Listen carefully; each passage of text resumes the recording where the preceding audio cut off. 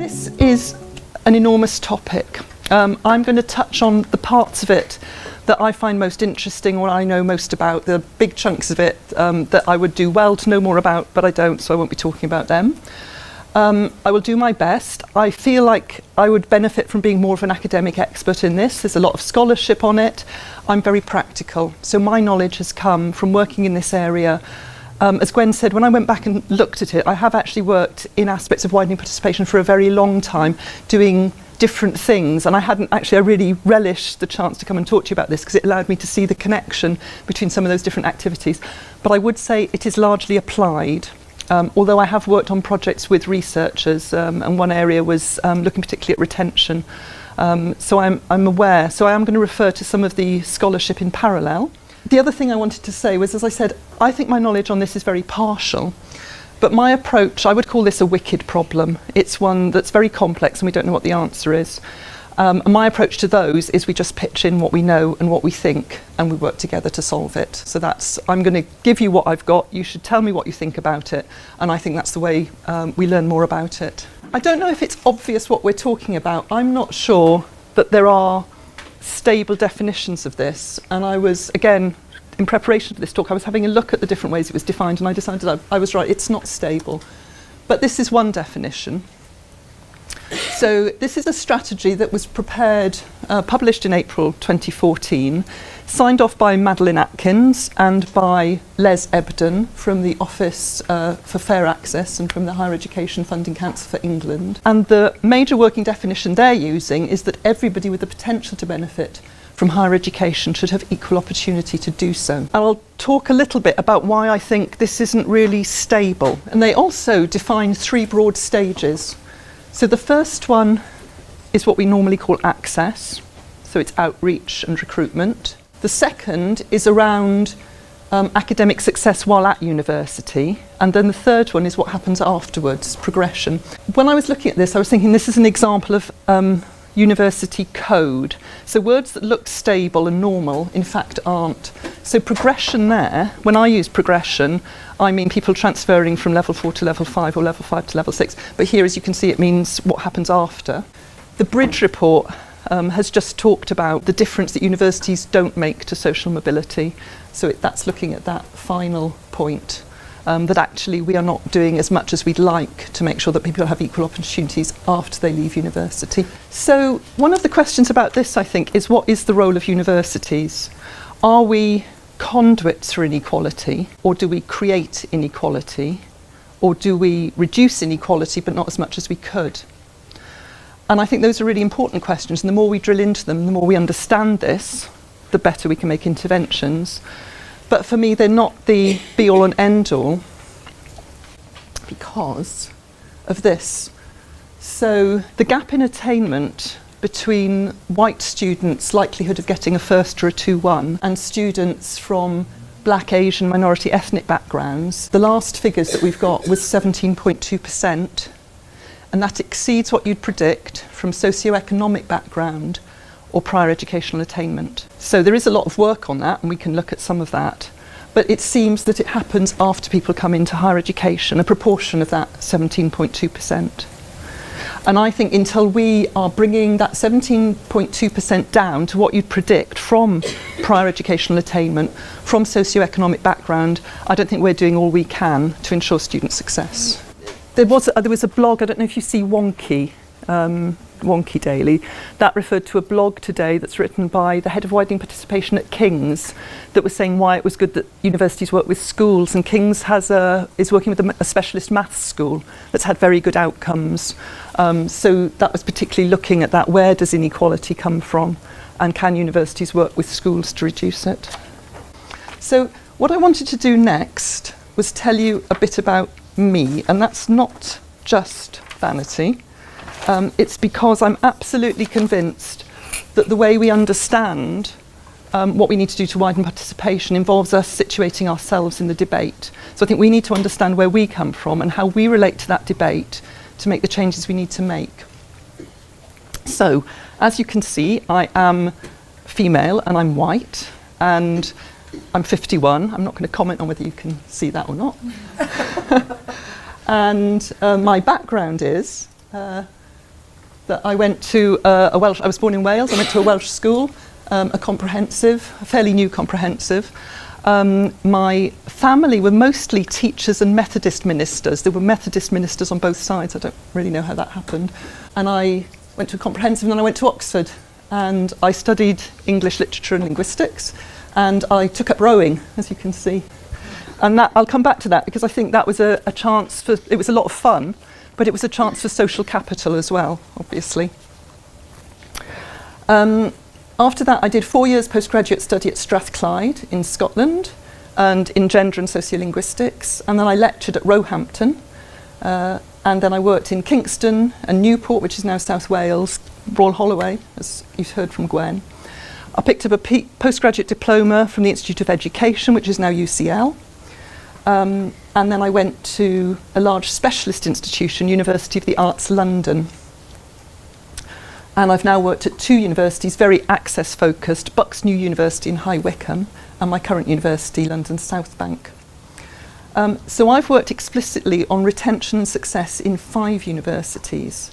And the question I wanted to ask you now, 2 questions. What do you think widening participation means? And how is it relevant to you personally? And I'm making a distinction from professionally. They're not trick questions. I'm not going to ask you to share it. I just want you to think about it. And I want you to think about it from as many angles as you can. And it's okay to say it's not relevant. Okay, let me interrupt you, so I'll keep going with the talk. One of the points I wanted to make about the instability in this discourse is the balance between the student being at the centre and the student being an individual who has their own needs and their own aspirations and is articulated here, and the responsibility of the academy to be fair and to actually look at its own practices and say these do not provide this, and not because people come to the table in some way lesser, but because we've set it up to make it easier for some people to benefit from higher education than others. And I think those two discourses exist in tension, and you can see them running through. And I did a little search to see how different universities articulated widening participation. I found 2 Russell groups that talked about the importance of raising students' aspirations and then supporting them through their studies. And I thought, isn't that a massive deficit model? Doesn't that assume that we go out and say, it's all right, you can come to us, and once you're here we'll help you do as well as the other normal students. And anyway, so I think that tension does hover in the discourse, and it's not easy to resolve. One of the reasons that I believe it's really important to talk about that personal relationship to some of these topics is I think they're really hard. I think the language is hard. It's slippery, as we've just seen. It moves around. We are very nervous of using language that we're not confident with. We're worried about using the wrong word. We're worried that the language has moved on since the last time we got involved in one of these debates. And we're going to inadvertently use something which shows us to be dated or prejudiced. And I think that's a real risk, and we have to just get in there and say it's okay to make mistakes. Everybody's learning. It's not stable, and we don't understand what all the answers are yet. And I think it's also really important to think about our own relationship to the debate, because I'm working on our race equality charter mark at London South Bank. And in order to do that, the first thing we have to do is be prepared to trust each other in the room with all the emotions that triggers. And the typical ones are defensiveness from people who don't think they're racist, but are now having to go and look at their own practices. Anger from people who've experienced inequality, and the fact that their views maybe haven't been taken full account of up until now, and their own history and their family history. And also people who've been fighting for this for a long time, and now it's this, Johnny come lately, I turn up, we're all going to do it now. And that kind of anger that something that's been fought for many years is now the flavour of the month. So people have very mixed, complicated emotions about it. And I think if we don't start with saying that's okay, and we'll just recognise that we have, even within individuals, we've got mixed emotions about it, and it's very personal, I don't think we'll make any progress. So I think I used the word safe space to Gwen earlier, and she's like, never use that expression. But I think we have to make it safe enough that people can say what they think, and if they give offence, that the other person can say that they're offended, and that can be resolved, because I think that's how we learn, and I think we have to be prepared to make mistakes with the language. And I think that's okay as well. And I think if we aren't able to go into that dialogue honestly, we won't make progress on this or on race equality. So that's my view on this, and that's why I think it's worth doing that bit of personal examination and disclosure. Okay, so in terms of what widening participation means for me, I've not worked so directly on access, and obviously from my roll call of institutions, I've worked in a lot of places that don't have trouble meeting the benchmark on access for underrepresented groups. It might be worth, your institution, Warwick, will have an access agreement which is signed off by Offer and Les Ebden, that looks at how you use your resources to make sure that students have equal access to higher education and can succeed, this earlier point. And it will list demographic groups of students who are underrepresented, and that will include BME students, mature students, maybe mature women, care leavers, and it'll be specific to Warwick as well. It's very interesting to look at those demographic trends, but it's also interesting to look at how students are attracted into different provision. So one of the things I'm going to talk about later is apprenticeships and the role of clearly vocational professional education in attracting people from different backgrounds, and also some of the risks of that. One of my colleagues came into my office yesterday from having read all the manifestos, all the main party manifestos, and saying technical education is in each one of them. And I think that the balance between technical and academic education is very important for this. And one of the things my boss is doing, Dave Phoenix, is looking at two things. One is how people move between technical vocational education and academic, how you make that route possible to step from one path to another path, and also how you move up through schools, colleges into higher education. So that is macro compared to this point. That's looking at how we structure the system rather than how an individual student is supported. Things that I think we haven't answered yet about some of these aspects include value added and learning gain. I think learning gain is really fascinating because most of us intuitively believe there is something that's learning gain or value added.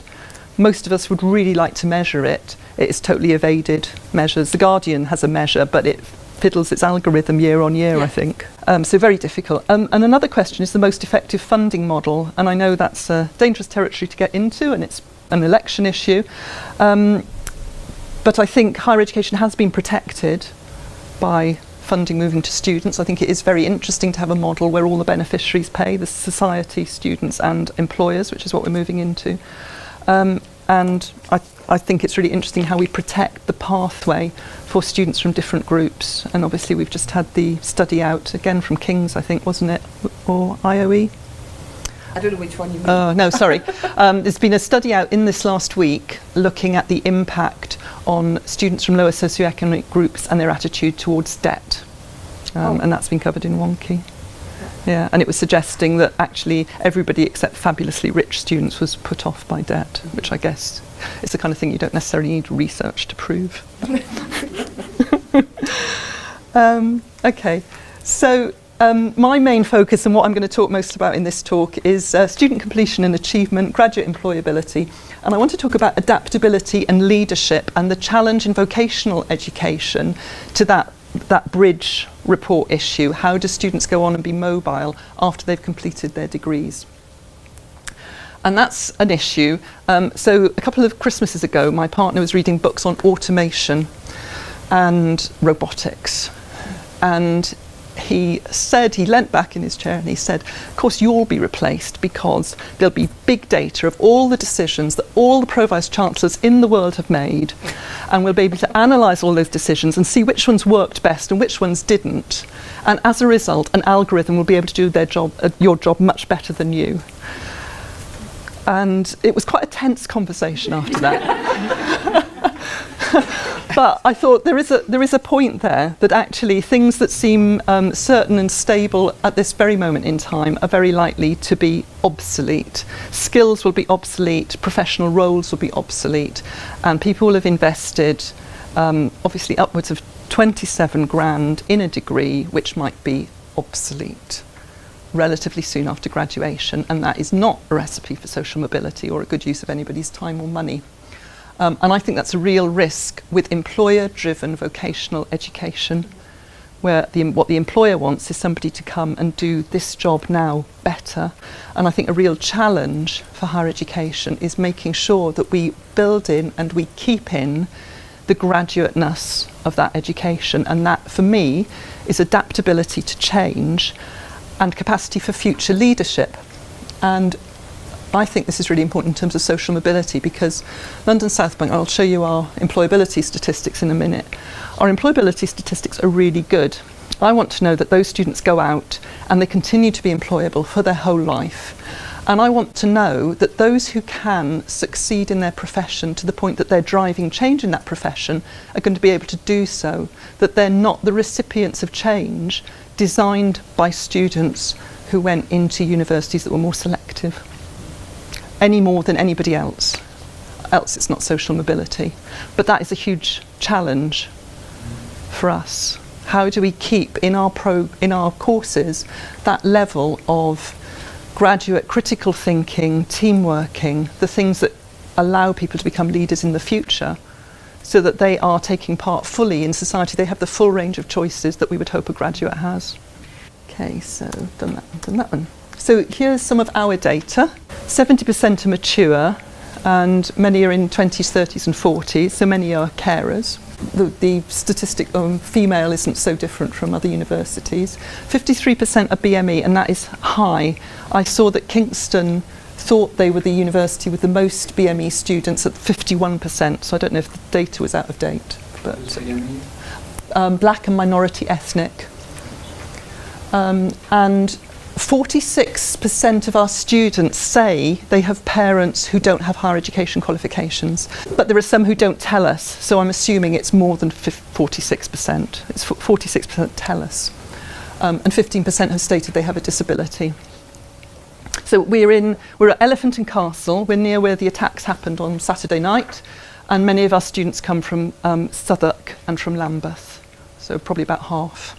And in our Delhi statistics that we've just had approved, 94% were in further study or employment, and just over 80% were in graduate level outcomes. That means work that is assessed and agreed to be graduate level or further study, and that is fairly high in terms of the sector. There are particular reasons for it in terms of our portfolio. We have a lot of nurses, and when nursing became a graduate level profession, that number went up obviously, and we've got a lot of quantity surveyors and things like that who find it easy to get work.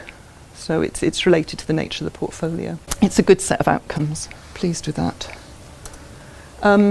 This is our learning gain analysis. I was talking about the TEF earlier with Gwen. I'm not defending by any means the teaching excellence framework as a way of making comparisons between providers, but it was enormously useful to look at our own data, to drill into the demographic groups and to look at trends over time. And I learnt a lot of things that I hadn't known. We may say that this data isn't adequate, but I think if you look at it internally in the bubble of your own institution, you learn things. So what we learnt was that we had seen rapid growth in graduate outcomes. As I said, that's work which is assessed as being done by graduates or further study. The blue columns are students whose parents they declared had a higher education qualification, so that's gone up. The red column is students who declared their parents didn't have a higher education qualification. It's gone up steeper. The gap is closing. So we were really happy with that. We didn't know that till we did our TEF data analysis. We would claim that was value added. So I wouldn't suggest that we use that as a metric across the whole sector, because I think it'll be different in different institutions for different reasons. But we were really happy to see it. Okay, and we were pleased to get Entrepreneurial University of the Year award from the Times Higher, which is that middle one. So we do a lot of entrepreneurial work, a fairly high number of graduate startups, a lot of business ideas, and I guess the one that I find most interesting is the yellow one. 1/3 of our students engaged with enterprise support. This really matters to me because this is the point, I think, that we can work in a course that's professionally or vocationally focused to make sure our students are getting skills that allow them to adapt to future change. That's what I think enterprise is. Enterprise is going out and solving a problem that hasn't been solved before. So for me, that's a really important element of our education and what happens to our students afterwards. Okay, so a major challenge for us, however, is retention. Our students leave at a much higher rate than the sector average, and in fact, still a higher rate than our own benchmark. And we are looking at ways to help them stay and help them complete. And that is really challenging. So this is what we are looking at. We're looking at all our courses to make sure that they are more, I'm just looking at the line now with the bullet point student experience. We want them to be more consistent. I think consistency is a real challenge for higher education. I think all universities have pockets of excellence. Some are mostly excellent, but I reckon we all have pockets of excellence. But I think being consistent is really difficult, and that's difficult for students. And I think that's why we got the TEF. We got the TEF because politicians with children were getting uneven experiences, and there was a lot of anecdotal evidence of that. So more consistency, better engagement from students, increased relevance, perceived relevance of the qualifications, better graduate outcomes, and that is from that bridge point of view, making sure that all our students are achieving. And I'm also looking for greater efficiency in our offer. And the reason for that is we don't have research income like Warwick has by any means. So that whole area is not available to us of investment in our buildings or our library or our labs. We have some, but it's minuscule compared to what you have. If our students leave, they walk out with the money. So and with the cap coming off, students who can go to other universities may do that. So law is a particular example which is struggling in the post-92 universities because the entry qualifications for law don't vary that much between Russell Group and the rest of the sector, because being law, there's a requirement to meet a minimum entry tariff before you enter. I don't know if Warwick has expanded hugely. I know some Russell Groups have doubled their law departments. At Bucks, we had a successful law department in NSS terms with 20 students. Liverpool University, when the cap came off, increased its law students from 300 a year to 700. So that will wipe out a lot of law departments. So we really have to work to generate that efficiency if we want any kind of step change in our processes, because we have no other money to invest in it. And as I mentioned, automation. I think you're working on your student records at the moment, aren't you? Student information. We have a lot of workarounds in our student record system. We have a lot of manual workarounds where people are having to take things out of the system, do stuff to it and put it back in. It involves a lot of error and a lot of work. I think we won't be able to scale up until we streamline those systems so we can generate automation so things can be done overnight instead of people inputting with errors over a 2-week period. And obviously we're looking for institutional reputation and income generation improvements. So what we're putting in place is a requirement when we validate courses, and some of this is hygiene. Some of it will probably seem bizarre to you that we haven't done it already, and some of it may just seem bizarre. I believe we have courses where we don't know who the course director is. I don't know if that ever happens. You don't have to tell me. I think what happens is somebody thinks, oh, we could have another named award here. If we validated this module, then we could have this other named award and we could recruit students to it, and this course director could do this course award as well. And then somebody does another module, and this sort of organic process, and suddenly we don't know who the course director is because we've got these multiple awards based on 2 extra modules here and 1 extra module there. I don't know if that's just bad hygiene on our part. When you say course, you mean a whole programme? An award, a degree. Okay. I think our students leave because they don't know who to go to. So we need a named course director here. About half our degrees are approved by professional regulatory and statutory bodies, PRSBs. So about half of them are, and we learnt that through doing TEF. But we're going to ensure that every single one can articulate how employers have contributed to the awards. We're going to be very, very specific about how the students are developing industry relevant skills and independence. every undergraduate student starting from last September is offered a placement, an internship or a professional opportunity. And one of the challenges there we got from our Board of Governors was how we made sure that students had equal opportunity in accessing those, and that is a really interesting question. How we make sure that whatever background students come from, caring responsibilities or not, age or not, they get the same opportunity there, because we know that placements change employability outcomes, so that's quite a challenge. Looking at making our learning more flexible and how we personalise support. And when the students leave, they will go out with their higher education achievement records, which will include their module results, extracurricular achievement and experiences, which is signed off by the student union or whoever was responsible for the experience, and a university reference, and we'll link that to our graduate attributes, which are the university values of excellence, professionalism, integrity, inclusivity and creativity, which I see I've capitalised randomly. Okay, so that's, yeah, I'll come back to that one. So this is a structure we're putting in place to try and address some of those pernicious long-standing issues, I think, with how students succeed while they're with us and how they achieve after they've left. And another area that we're looking at, and again I'd say this is a systemic approach rather than looking at individual students, is apprenticeships. I don't know if you have this advert locally for new apprenticeships, and this is accounting apprenticeships. This is on, I took this photo on the train in London, and I saw it much bigger at Euston, just on the way up.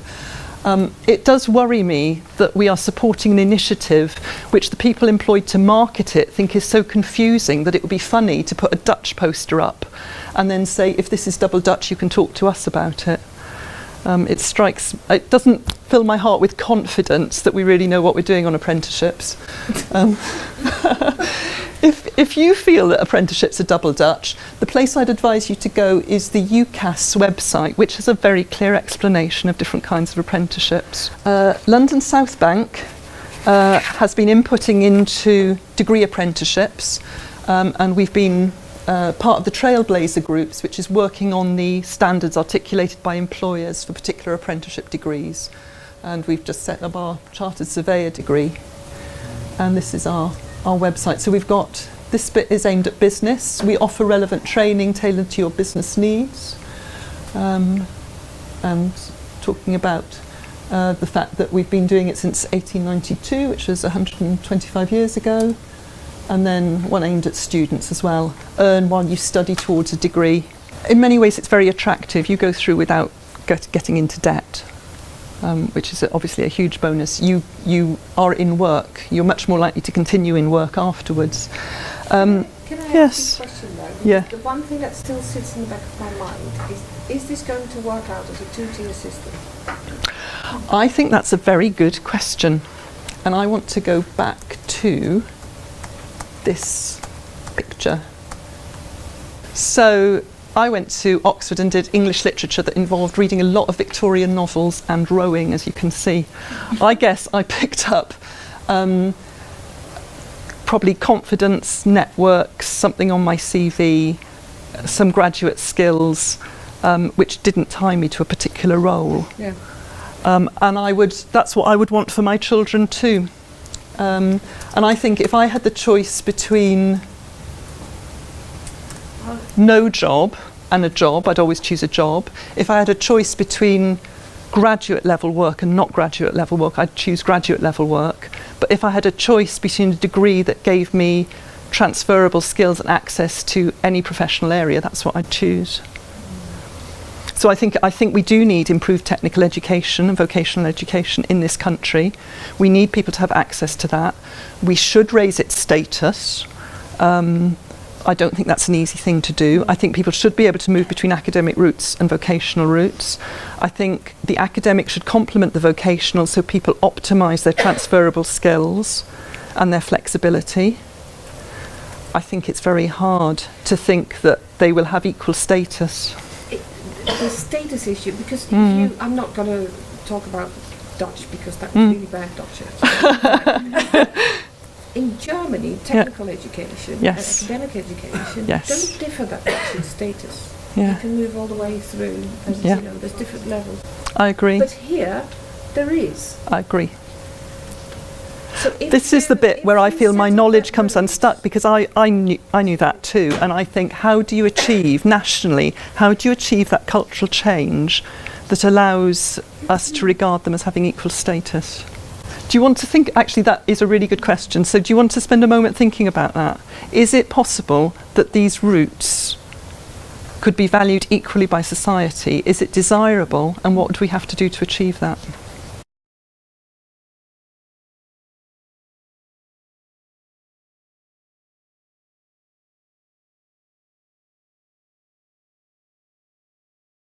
Okay. Any flashes of insight there? Anybody sitting on the answer? Or thought of a worse problem that I haven't thought of? I think we only got ahead around the question now. Oh, okay. Yeah. I don't know the answer, but my background, I would have probably, because I came from a working class family, never been to university, I would have probably done an apprenticeship if I'd known in those days, and I probably I wouldn't be here. I wouldn't have gone into academia. I can imagine, because I'm a scientific background, so I know what you say, I don't know the solution to it. No. I think it's a start to know, to be able to define the problem and accept we don't know what the answer is. That's got to be better than not appreciating there's a problem or thinking we know the answer when we don't. So I work in school of engineering, and we have to be very careful at open days because a lot of the parents coming to us their children have got into both our degree and an apprenticeship degree. Okay. And the apprenticeship degree, which is in the building opposite our own degree. And you have to be really careful with how you describe the advantages of an undergraduate normal degree. But similarly, I used to work at a company that did apprenticeships, and when you came out of the apprenticeship, you went into the graduate scheme the same as the graduates did. So there was no difference as far as they were concerned. You finished the apprenticeship, you went into the graduate scheme.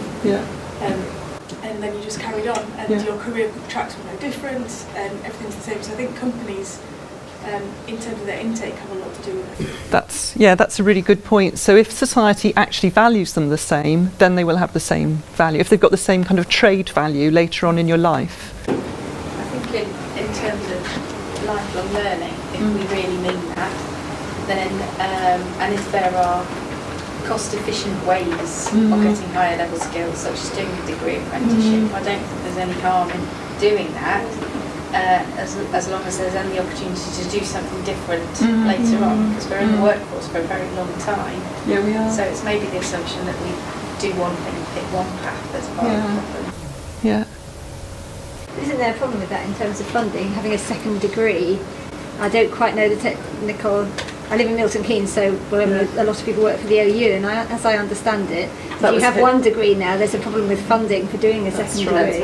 Yeah, equivalent or lower qualifications was the change. Yeah. Which sort of militates against that, doesn't it? Yeah, you're right. Yeah. When I wake up in a pessimistic mood, perhaps after I've just turned on the radio and heard some surprising results from some kind of electoral activity that I wasn't expecting.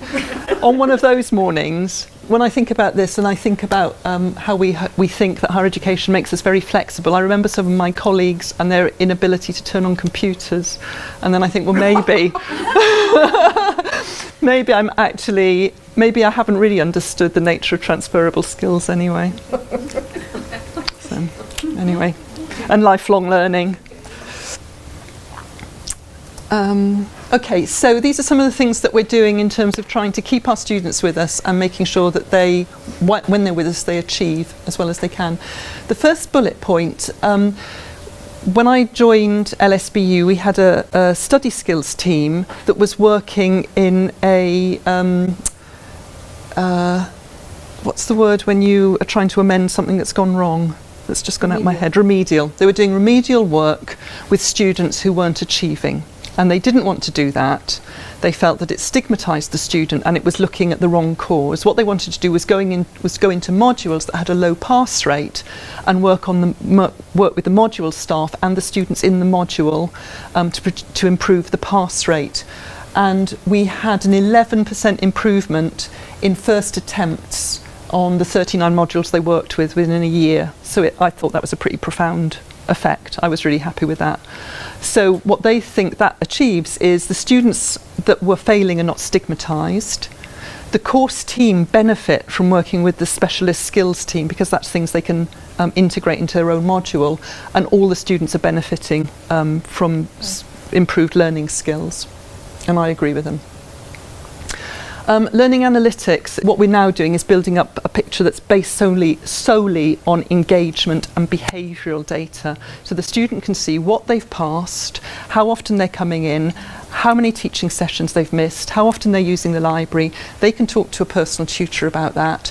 They can be helped to understand that their behaviour is likely to predict their degree outcome, and they own that data. So we've got two things: contact information about their progress to date and whether that's on track for a good outcome and what they might be able to do about it. Because I think institutionally we have to understand what happens when a student goes into a module, and are they more or less likely to pass that module depending on their background. The one thing that we've discovered helps the most is monitoring attendance. Now, we're chemists, so we have about 25 contact hours a week. Yeah. And because they're in the lab for about 10 of those, we know if they're in there or not, because of safety reasons. And within about maybe 1 to 2 weeks, we can tell whether people are not engaging, and then we can get them in and do all the sorts of things and support. And we've found that's made a significant difference. One of the problems with the university has monitoring points, which we all have to do, and it's an administrative nightmare. But there's too few of them to really make any difference. But if you have if you have 2 or 3 a week, then that actually makes a big difference in terms of spotting people who are not engaging. And it's not engagement that I think is the most important. Okay. We weren't doing exit interviews with students. We were getting them to fill out a form if they wanted to withdraw. Again, that was incredibly bad practice. What we do now is we won't let somebody sign. People can just walk out and not fill out any paperwork. We can't do anything about that.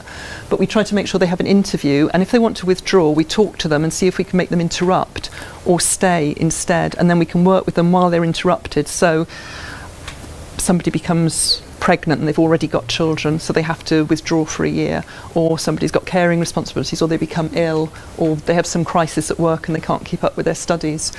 So we try to manage that actively, and that's beginning to show an improvement in that students who would have withdrawn interrupt, and students who would have interrupted stay with us, and then we go back to the interrupted students and bring them back in. We employ student engagement interns to do what you've just described. They follow the data for staff, and they ring people up and say, I noticed you've missed a couple of sessions, is anything wrong? Do you need me to get you to talk to a counsellor? We've done a lot of work on clarity. So we had regulations that were 140 pages long, and we used to get into a lot of trouble with student appeals because the regulations were internally contradictory. So we'd have people following one bit of them, and then they'd open it up and realise there was another bit that said something different. My VC was convinced we could get them down to 4 pages. Nobody needs more than 4 pages regulations. We got them down to 11 by focusing on what do we have to do to assure the quality of our degrees. So who was I having the conversation with about standards? We got them to say, this is what we do to be sure that our degrees reach this standard. And we got a crystal mark, so we were really proud of that. And we put a lot of other things in place. One is, again, this is not something to be proud of, and the marketing people stopped me writing this because it's very negative, and I say you don't want to be negative. We had the highest number of complaints going to the OIA of any institution, and we had our own Office of Independent Adjudicator, our own Office of the Independent Adjudicator caseworker. Oh, my gosh. Sorry. Yes. So there was somebody sitting in Reading in an office waiting for London South Bank students to complain about something that we'd done, and they were working on them, and it was absolutely huge. It was like 400 or something. It was unbelievable. And I met Les Ebden, who wrote the offer strategy, at a conference before I started at London South Bank, and he said, are you going to do something to sort out those appeals? And I thought, that's really bad if I meet a national figure and the first thing he asked me about my institution is the number of complaints and appeals. Anyway, we had a look at why they were happening. And we made numerous changes to the system and to the processes that underpinned it. And we got an 85% reduction in a single year. And most of that was clarity. Most of what was going wrong was we weren't explaining to students properly what we needed them to do, and then they were falling foul of the system because it was ambiguous. So there was a huge benefit from being really clear about what it was we wanted people to do. That's not finished yet. We have a lot more to do around marking criteria and assessment requirements, but it made a huge difference. If people knew what we were asking them to do, they could do it. And our disability service has looked at its data, and it halves the number of disabled students who withdraw when they seek support. So if a student is registered as disabled and is supported, 6% of them withdraw and 12% withdraw of the ones who aren't supported. Okay. As I said, I'm working on our race equality charter mark, and that is fascinating. We've just started to do it. We've got a long way to go. University College London was successful in getting a bronze award, not by getting everything right, but by doing a lot of analysis of their data for staff and students and identifying where they had problems and putting action plans in place. So we similarly we're not expecting to get it all right. We're not expecting to have BME representation equal to the students in the university through the staff body or up into the senior body immediately. But we are going to look at why we've got the patterns we do around staff disciplinary, promotion, access to staff development, and obviously our BME attainment gap. We held a conference on this for staff, and I'd shown our BME performance data, our black and minority ethnic student performance data, to a group of our senior teaching leads like you. And one of them had gone back to their school and talked about this to a colleague who had a module with 45 students on it. And he saw the same pattern in his 45 students. He saw his white students way outperforming his black and minority ethnic students. So he started to look at the things that might be affecting that. He started to look at his dialogue with the students to make sure he was giving everybody equal time. He looked at how clear his criteria were, the amount of formative feedback he gave. And within a single cycle, the gap had vanished. And we talked about what had happened, and he thought what had happened was he became aware. So the single thing that made the biggest difference was his own awareness of his practice, and that his practice might be impacting on his students. So he obviously did a lot of small things that were all within the power of a single individual, but I think the biggest thing was just to see his data and think about what he might be doing that might be affecting that data. And I wanted to tell you that story because I think when we look at widening participation, we can look at it at the macro level.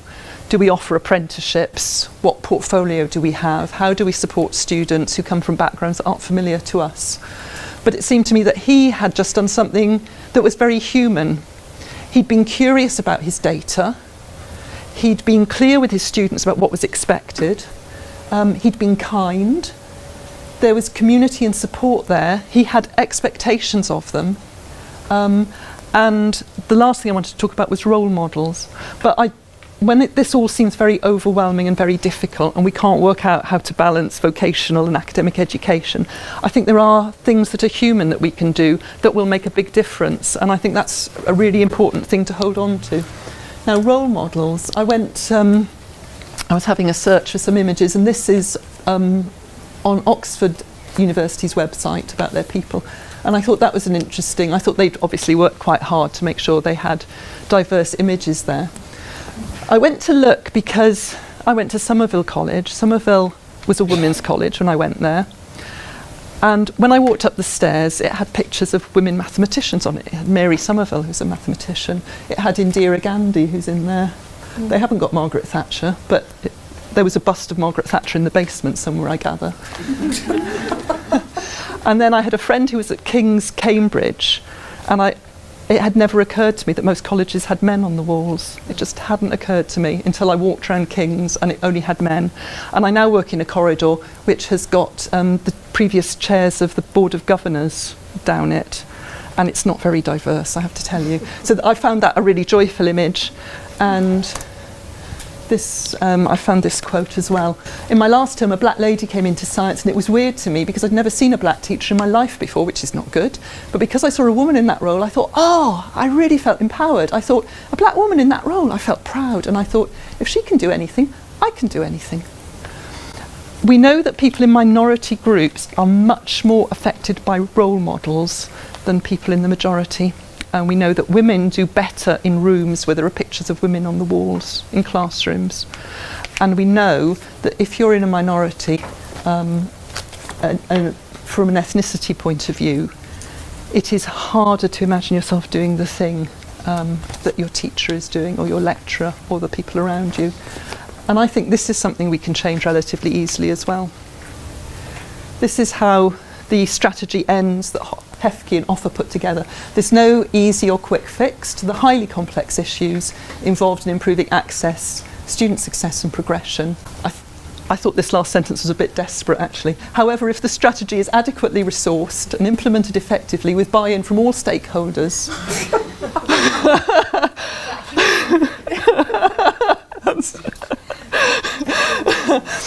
It could also be the answer to timetabling problems. it could be, yes. It will create, I think the very last bit is important, it will create lasting and tangible benefits, not only for individual students, but for higher education and society as a whole. And I think it's important to remember that the reason that we're doing this isn't just for fairness for individual students. I think it's about our own integrity, that we do what we say we do, that we are as fair and just as we aspire to be. I think it's that there is talent that we miss at all levels of society. And I think that more diverse voices give us better decisions. So I think when we make decisions that are one group on behalf of other groups, we don't get good outcomes for society. So I think the reasons for widening participation are complex and they are multiple. And I think that's why it is worth addressing this challenge and doing our best.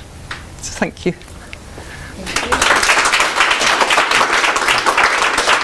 Hiya. Can I pose a question, going back to something you said right at the beginning, which was about, I really like the idea of situating ourselves in WP, and Jenny and I had a very good discussion about that.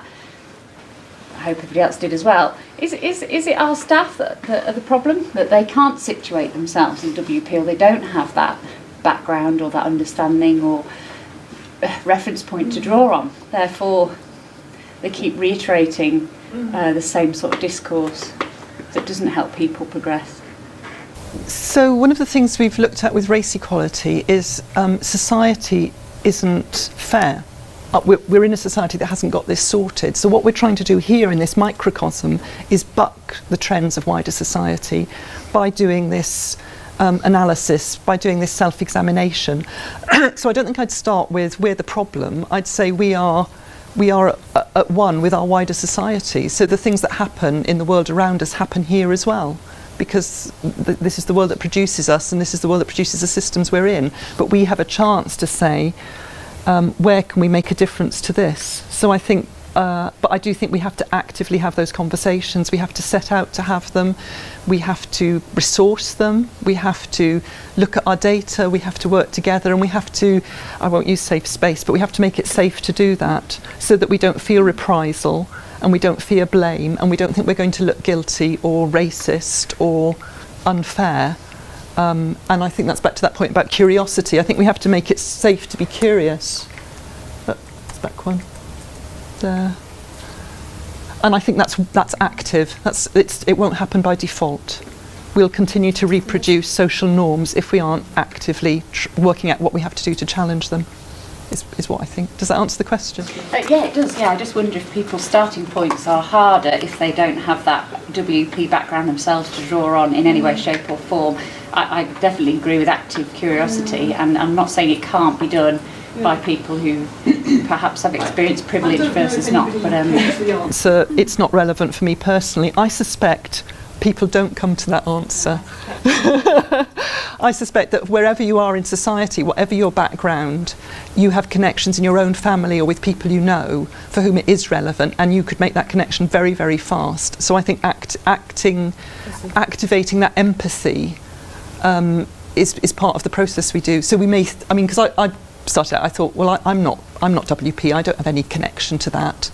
But it doesn't mean that I can't find ways that I relate to that journey.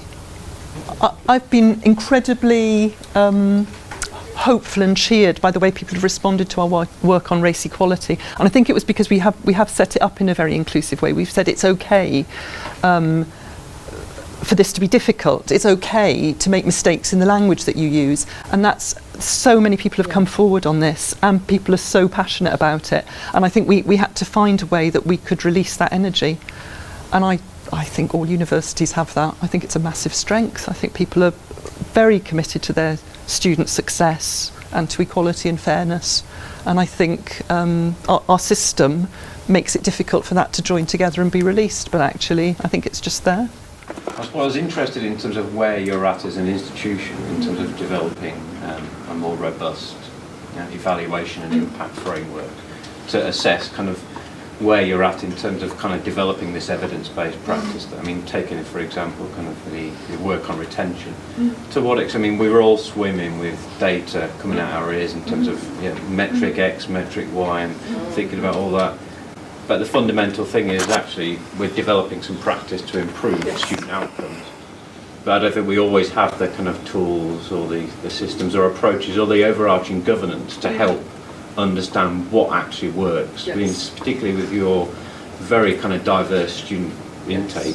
I mean, given the kind of students that come from all over, primarily from London, primarily from a mature kind of background with a high proportion of BME. What does make a difference, and kind of what structures and systems have you got in place? Because I think as a university we are obviously very much fixated on an access agenda, but we need to take that student life cycle approach to the next level, and really underpinning the impact agenda is really important.